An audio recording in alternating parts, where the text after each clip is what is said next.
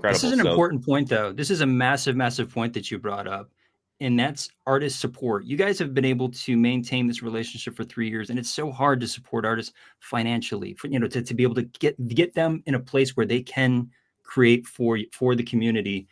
How have you guys approached that? Definitely. There's a bunch of angles. Obviously, it got 10,000 times harder when royalties were dusted. One thing is the apparel line for sure. Down the road, I still have extreme faith that all companies will be implementing some type of these things that we're building at some point. Traditional companies are looking for these things because they realize, like, oh, this is the future. Because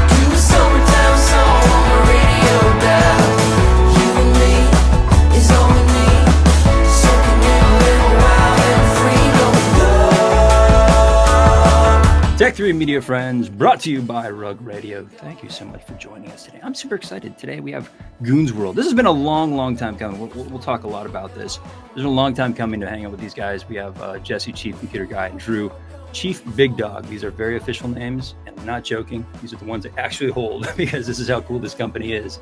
I met these guys at the first convention, NFT convention in Los Angeles. I'm talking before NFTLA. It was the most interesting mix of people who were curious from Hollywood, from entertainment. I think Public Enemy it was crazy. Just the people that were there, and Jesse and Drew were speaking at this event. And I was blown away immediately by them because not only did they have gear and merch ready to go, I hate that word, on the show, merch, but it's just like they had just quality apparel, like ready to go, like at the event. And it was just like, wait, hold on. Like, I was like, and they gave me a hat, and I was like, I put it on immediately. I was like, it's such a fresh hat. I was like, okay, like who's doing this?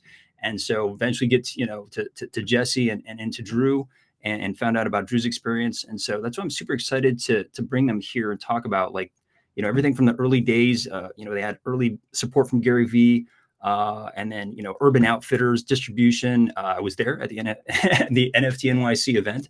We'll talk more about that sort of stuff, and getting all the way through the bear, with the community. So super excited to talk to these guys about the state of Web3 apparel. Welcome, Jesse and Drew. You guys were ready, and I thought that was like so telling of what was possible with this group.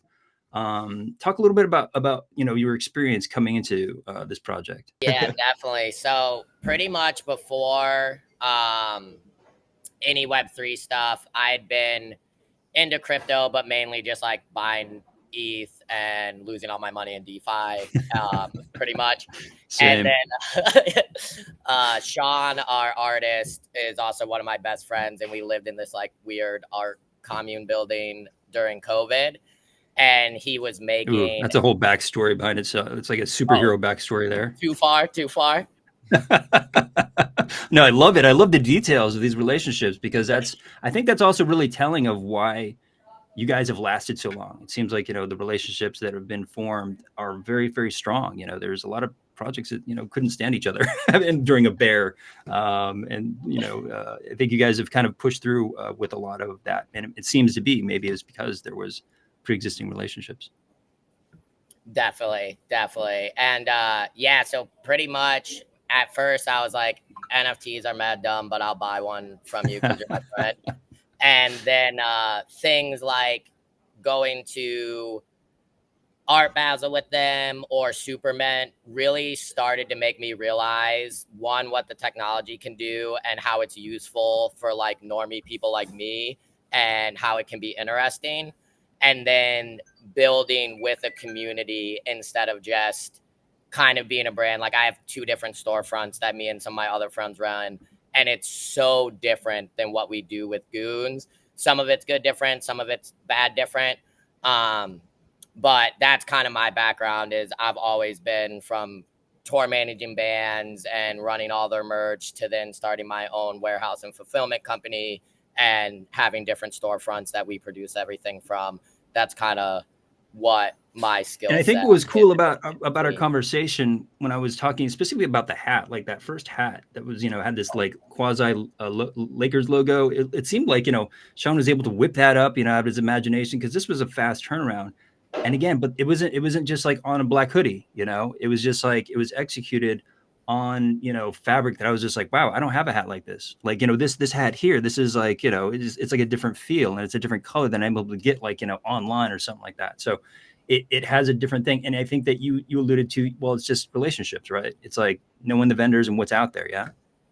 Definitely, definitely. Yeah, I think that one too, if I remember right, might had a little 3M strip on it too. So if you're out there Yeah. It was running, just like, make sure I you don't could get hit bike by with a car, it.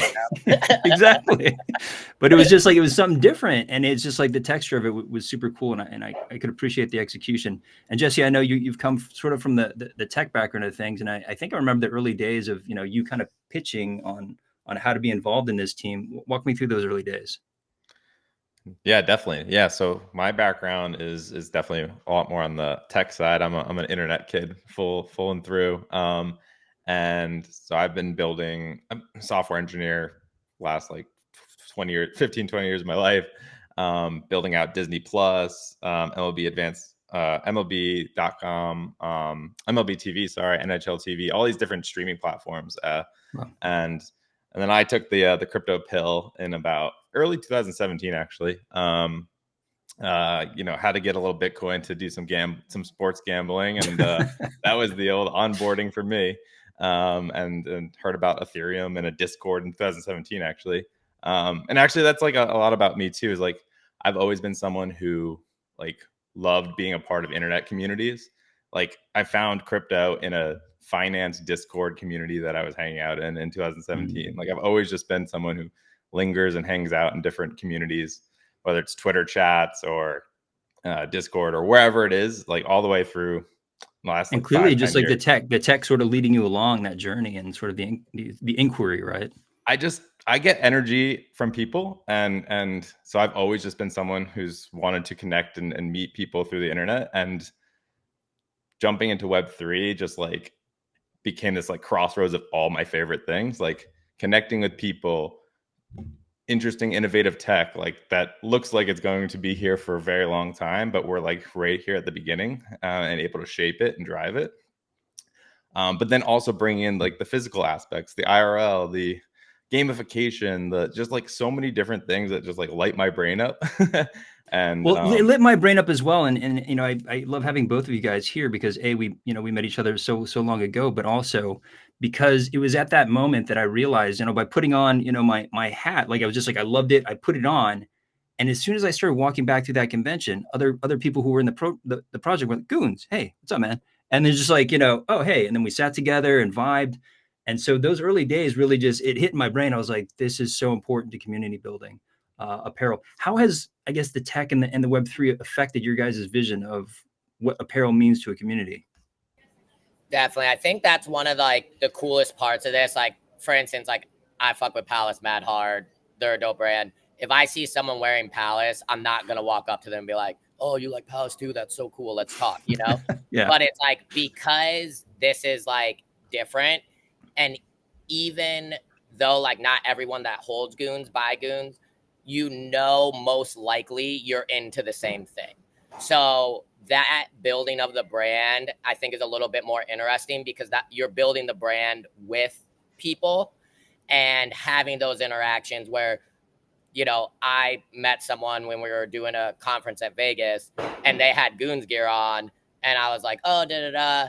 And then I just asked like, oh, do you like hold Goons or whatever? Like, no, I just think their stuff is sick. And I was like, that's Yeah. dope. Cause that's good enough Yeah. for me too. You know what I mean? So yeah, and it allows you to kind of have those conversations where like normally you wouldn't. And I think that's what's the most interesting thing that we're trying to build with these techs is kind of creating experiences with the physical goods where people can meet and interact with each other through these products that we're making. And the yeah, tech kind of plays in as well, right? It's just like I'm going to show off. I show Jesse because I'm going to show off my little tag here. Causes a lot of conversation as well. It's just like people, well, what's that? What's this thing on there? And like the pog is, so interesting too. I have this shirt here in black. I have this in cream, and it has a little pog on the bottom. And I was able to get my NFT, etc. But it causes these conversation starting things. So Jesse, like what's that vision for you in terms of like the tech integration into these things? yeah. No, I think it just amplifies what Drew's saying. It creates this connectivity, this kind of invisible network between us all because we all own the tokens. We all go through these experiences together. So like the digital can really enhance the IRL meetups, whether it's like last week at our Rare Evo event, that where we had this whole like, the more people you meet, the more points you get, and you kind of climb a leaderboard, you're being incentivized to build relationships in person. Or if it's like online, where we've done some of these gamified experiences where like you burn an NFT, but to get a physical redemption, but you only have like 24 hours to do it. And then if you miss that, there's another one that opens the next day, but like the other one is closed. And now everyone's talking through like the decisions they're going to make. And so you're creating these IRL experiences, but online, because we're taking these shopping or kind of just interesting things we're doing and making it a lot of conversation around it. Like do things that make conversation. I think is like always something we try to talk about, is like, that's what gets people talking, sharing online, having fun, building, like furthering and building those relationships even further, when there's actually something to talk about. And so I think that's where the digital can really enhance it all. Yep. And I think that's why you guys have done so well in the Bear. You guys have continually pushed the community to have these conversations. Like, I'm stacking bread. I kind of walk me through the bread. I think it was innovative. Like, okay, a whole day steak. And, obviously, we get this quantity of token called bread, but here you guys have physical product that you can leverage against. Talk about that process of what bread means to the community. Definitely. I'll jump in there.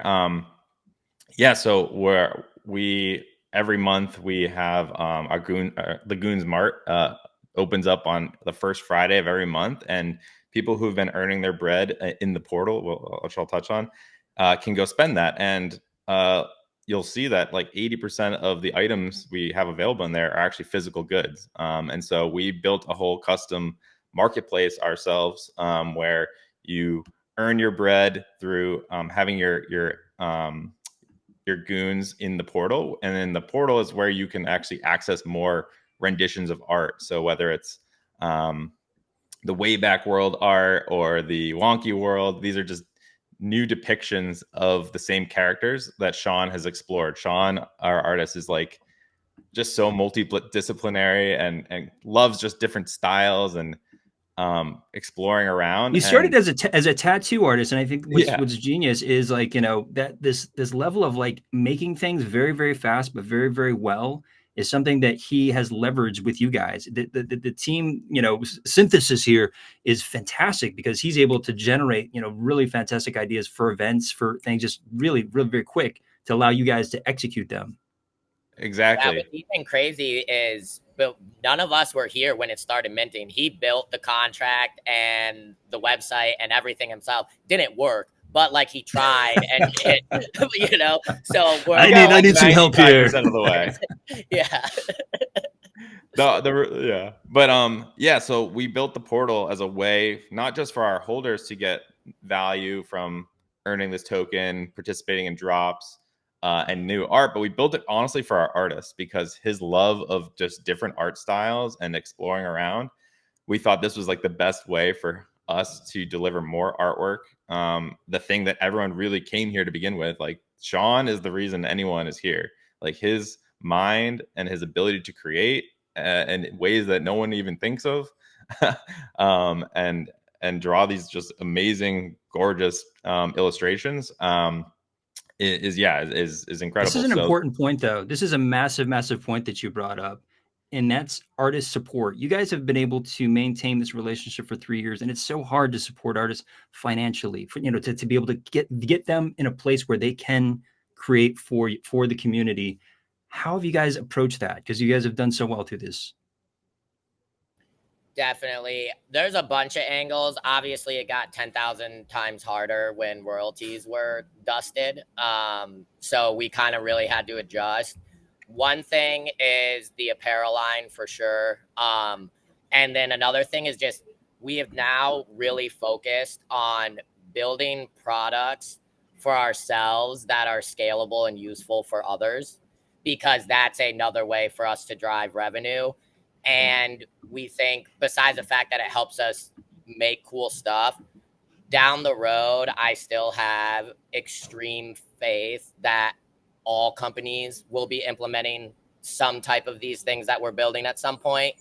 And it's much better for us to position ourselves and have these use cases now when bigger brands that are Web 2 or whatever you want to call them, traditional companies, are looking for these things because they realize like, oh, this is the future. Because that's what I think is part of us being early. It's not always just like, oh, I was early to a coin and now I made a ton of money. Part of it is also like we're early to this industry that is the new internet.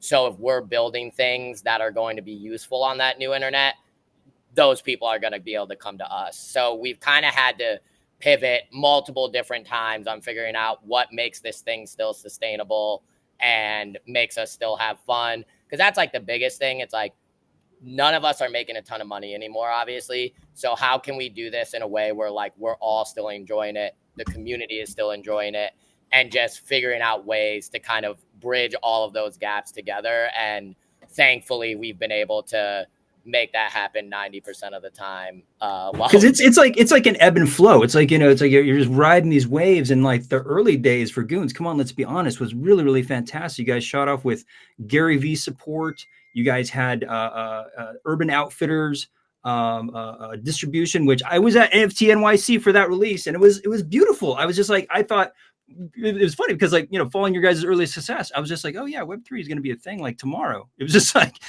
I stepped into Urban Outfitters.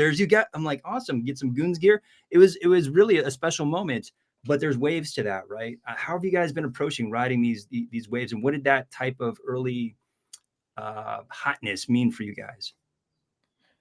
Definitely. I've just built off of what Drew was saying there too. Like, because of our unique skill sets, and what we can do with the brand, we can work with, like, we've always been very focused on just like working with awesome people, like do dope shit with dope people has always been the mantra. And so whether that's behind the scenes helping people or through collaborations like the toy drop we did with D's, or Urban Outfitters where we had the panel, or we did the Rainmakers drop with DraftKings, or exactly, or artist collabs like Honky Kong. We've always just valued collaboration and being great partners to anyone and everyone, and that has led us into so many different inroads that have kind of helped us continue to grow and continue to keep delivering. And I think the mantra has always just been keep putting our next foot forward, always never give up, keep going. And every time we like keep in motion, keep in action, we learn new things and new opportunities come up. Like that has always just been how we've kept. I think moving. You can actually get that shirt. Never always never give up. Yep. I think that's we say it a lot internally. That one, and also I love you guys. I think hit a really nice cultural lightning rod with the Not Drugs bag. Like how did that come along? That was like I just blinked and like everybody was wearing it at all the conventions. Yeah, that's definitely I think our number one banger, and we'll continue to do some iterations of that. But yeah, like it's crazy. Like again, going back to, and this is why I like Web3 more than some of the other stuff I do, is because the openness to collab. There's far less competition right now because we all understand that this is too small. So like we need more than one person to crush it, or it's never going to get there anyway. And yeah, just working with these, coming up with ideas. We had kind of had that in the back pocket. And obviously he's on a break right now for summer, but during this time, he was definitely chief in big doinks. So like, we were just like, this is the perfect time to bring out the Not Drugs because we're collabing with someone that might enjoy them. Not to, So, and then the other thing, it did go harder than I thought it would, but it's also like the perfect conference thing because you're always going around. You need your phone, your charger, because you might not go home, like whatever. And it just all fits very nicely in a little conversation piece. Because again, going back to that, if you wear that, someone will say something 98% of the time. So if you don't want to talk asking to you for drugs 98% of the yeah, time. yeah, exactly. So yeah, that's kind of how that came together. But we're definitely, we got some other iterations on the way, so I'm excited for that too. Because I think you guys have it right. You know, it's the conversation starters. It's the cultural sort of, you know, inertia that you guys are creating with these reactions to culture and creating for the communities. In terms of vision, I know that, you know, we're you know, Jesse, you're introducing, you know, the pogs and having all these things. What is it that the grand vision? And again, I'm going to say this, and I'm going to get on the big screen because I want everybody to understand this. This is not, you know, what they're going to do, and this is not, you know, precisely, you know, what's going to happen with this project. But I want these amazing creators to have the ability to have this conversation about what the future could be for communities, apparel, and tech. So, Jesse, with the inclusion of Pogs, I mean, where could you see this in 5 years, et cetera? Oh, definitely. I mean, I think from the proof of Goon, which is and basically an NFC chip that we put onto a lot of different physicals that we produce, it acts as this proof of authenticity, so that when you purchase this item, you can tap on it and see like the certificate of authenticity in there and its connectivity on the block, you know, kind of provable on the blockchain. That stuff is really powerful. Like, you know, as we grow as a brand, and we see it all the time. When we see it even in Discord, like people trade, like we have a channel on our Discord where people like post about things for sale and swapping things, and so I think over time we're going to see more infrastructure built around the ability to do like trading physical items, but through using the authentication stuff that comes with the NFC chip. And then the other part is it's really like the most powerful part that people don't always fully grasp the difference between this and like a QR code is like the NFC chip truly proves that you own this item, because when you tap on that chip with your phone and it produces a link onto your phone, you cannot reshare that link to anyone else. So it proves that you are in proximity of the physical item, which means by nature, you probably own that item. Whereas a QR code, you can tap it, get a link, and then reshare that a million times, send it on Reddit, do whatever you want with it.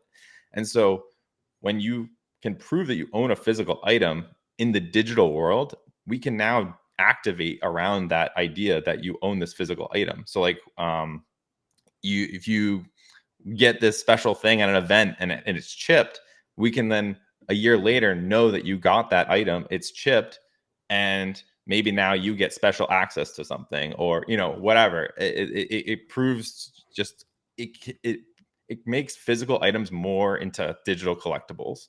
And when we can track all the things that you've been collecting, we now know truly what is your collector status, what is your collector's access to different things as we continue And you can to reward grow. people. You can reward people in Exactly. community. It's like it's an exciting aspect to it. You know, when you get sort of that duality of the physical, you know, you get to flex it, but also the digital is a key to the interaction with community and the interaction with the Oh creators. yeah, and you can't carry around your closet with you. So like flexing what you own from from your phone, or someone just kind of check like in the community checking out who you are.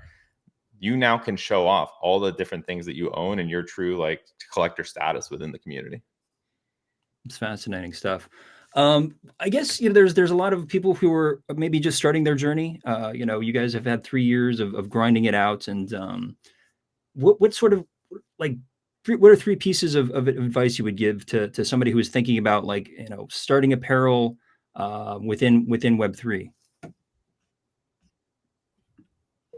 I definitely think like the biggest thing for me is like have a idea or use case that isn't just for Web3. I think it's not scalable unless you're doing that. For instance, going back to like Jesse talking about the chips and everything. I don't know if you're familiar with Hellstar. They're like one of the largest streetwear upcoming brands. They just started chipping their clothes because they were one of the most knocked off brands that exist. So like using these things are not just to like look cool in Web3. There are real use cases, and being able to leverage those to, because now if a regular person sees it and they're like, oh, the only other brand I know that was doing this is Hellstar, that's sick because they're a top tier brand. now I see that you're doing it, and things like that. Two, finding a good production partner, and then just taking the time to like make sure everything looks cool. If you see with a lot of our stuff, it varies from what the NFTs actually are pretty heavily, because it is just a totally separate thing. Like, just kind of re-putting that stuff on your gear probably isn't going to have a super long runway outside of like the people that really, really like your brand. But if you have a good artist that's making cool art, you know, come up with some themes and some concepts and some interesting placements, or, you know, one of the things I think we do really good is using different types of materials and products. So like spending that extra time to really build out an actual brand, if that's like the goal. If the goal is just to kind of like have something so people see that you're a part of it, then it's less important. But if you're actually trying to build a brand, all of those things are literally essential if you want it to last for like a real amount of time. I mean, these hats that we're wearing alone, I think, are just a bit of a commercial and a tribute to just sort of like, again, like, you know, the style and again the texture and the colors and the things that, you know, you do to sort of grind out a look. And staying culturally relevant, as you said, is important, because, you know, fashion, it seems, is more, a lot of it's about the now. You know, it's I don't love fast fashion, but it is about sort of like, you know, representing community. And I think that when you have you know, a community that's very gives a lot of feedback, you have this very potent thing to where you can come up with, you know, the not drugs bag. Oh yeah, that's working fantastic. Let's, you know, let's iterate on that and let's build off of that. What other, you mentioned other projects? Are there any other projects that you're watching or notice as you guys are building, whether it's, you know, in Web3 or in Web 2?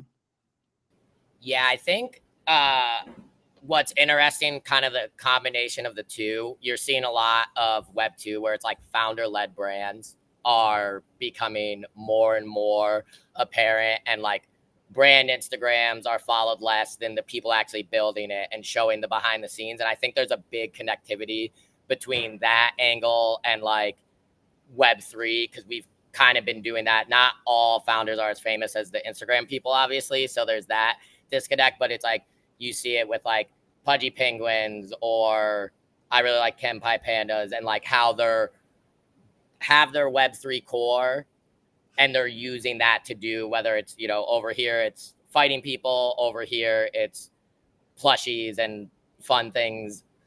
All of that is just super interesting to me, because it's like we're all starting from the same base and then building it out a different way. Like for us, it's like we're trying to be a little bit more less mass market with our clothes and a little bit more niche with what we're building. But watching all of these different brands in Web3, and then also seeing Web2 people kind of start moving a lot more towards this founder, build in public, less curated, more behind the scenes thing, is like there's a connectivity there where it's like we can kind of break into some of those lanes, because that's what people here are comfortable with and want to see, you know?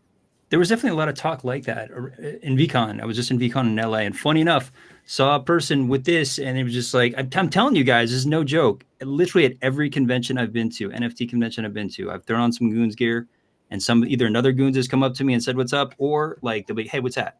And so be a conversation starter.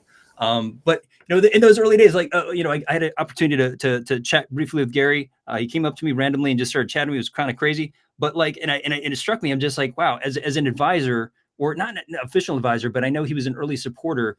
What did that early support look like when engaging with him? Like, did he like take you guys into a room and just crush it page by page? Like, what was that interaction? Yeah, I'll talk about it. Honestly, like Gary's a man of few words sometimes. I mean, he would honestly just like drop into the Discord, even into Sean's like tech, Wow. and just send a smiley face, you know, like, because he just knew that the Gary touch like is like like he's like, here, I'm giving you this I'm kind of giving you the opportunity. It's kind of you to walk through that door, right? And obviously Sean hopped on that interview with him, absolutely crush it. My favorite line was he told Gary, "But you don't have to worry about us."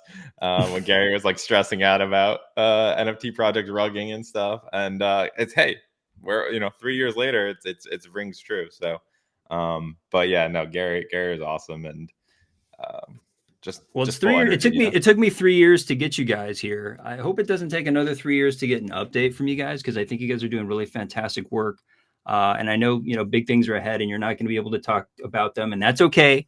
But when they do happen, I hope you come back on the show and talk about how they're going and how you guys achieved it, because I think you guys are really again, 3 years is a massive testament, guys. I mean, I don't know how to give you more flowers than that, other than, I'll throw some in VFX over this, but like you really have pushed through a really, really tough time and leveraged a lot of the things that you brought in, I think, into this project, and for the betterment, it sounds like, of the space. Because what I'm hearing is, technology being built, experiences being sort of proven, so that there's a potential to license, to to understand, maybe even just to observe and try to maybe collaborate Too. with, right? Yeah. That's the point to this space. And so I think, ultimately, I hope to have you guys back again, and your contact details will be down below, so that you can collaborate and reach out to Jesse or Drew, because they're friendly guys, and I know so firsthand. So thank you so much for coming on the show, guys. Really appreciate having you.